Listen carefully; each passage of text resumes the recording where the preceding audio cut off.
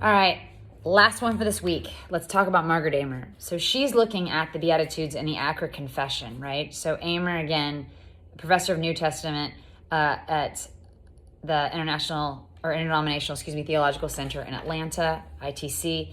So she's looking at what happened in 2004 when the World Alliance of Reformed Churches came together and they covenanted for justice in the economy and the earth. And they used the Beatitudes to influence this confession that they created. So she gives us this confession, and this is what it says. And I have this also in the PowerPoint. We reject the current world economic order imposed by global neoliberal capitalism and any other economic system, including absolute planned economies, which defy God's covenant by excluding the poor, the vulnerable, and the whole of creation from the fullness of life. We reject any claim of economic, political, and military empire which subverts God's sovereignty over life and acts contrary to God's just rule. We believe that God calls us to stand with those who are victims of injustice.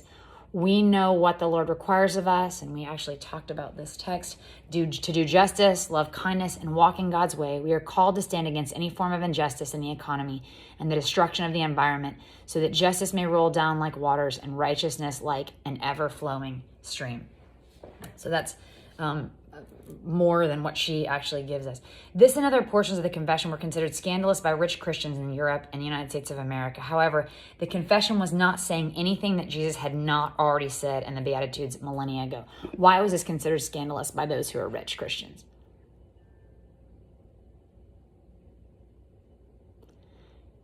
Because we don't want to give up our stuff, right? I mean, this kind of goes back to what Wes was saying in the previous essay.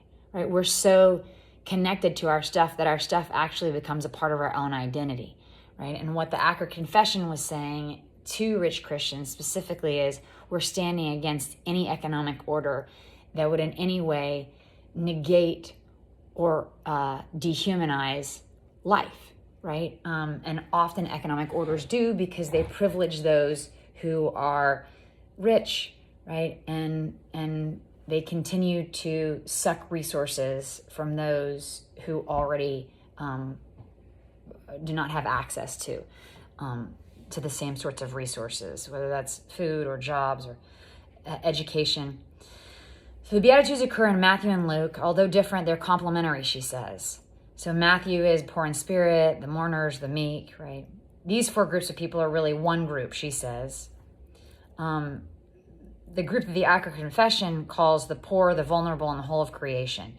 In Jesus' day, poverty and poverty of spirit were not considered inevitable. It was caused by persons who had taken too much of the limited goods of society for themselves, leaving others poor, right? In this way, then, Aymer and the Accra Confession wants us to think about how are we complicit in a system, right? Especially for those of us who are living in America, right? So that we can have much more who now has limited access to resources. And that's what she's trying to think about, right? That some, in order to have more, it means that others have to have less. So what Jesus only implies in Matthew, he states outright in Luke, she says, right? It's poor, not poor in spirit. And then he says basically this, shame on you. The Beatitudes reveal that the Accra Confession is not saying something new, but something very old. That the concern of heaven is with those who are powerless on earth. And it is the business of people of faith to be thus concerned also. It goes further, however, to charge that those who would have the concern of heaven today are facing the underside of neoliberal economic globalization, right? So if you take this seriously, if you take Jesus seriously, she's saying, then you can't be a rich person because you're contributing to a system that is harming other human beings. The Accra Confession is not only a condemnation of the policies that cause poverty and want, however, it is also a pledge as people of faith to stand with those who have been harmed, right? So this is that second part that says, we believe that God calls us to stand with those who are victims of injustice.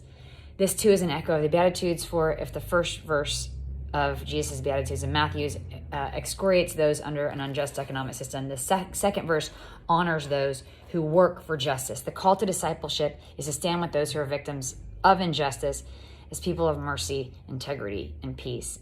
Again, what she's wanting us to do then to think about what are the consequences of our actions for other human beings, right? Of pursuing our cravings, right? Of owning, I mean, I'm even thinking about that right now, of owning an iPhone. That means that there are people that have to work in sweatshops to create these phones, right? And understanding the connectedness of these systems, and the fact that we,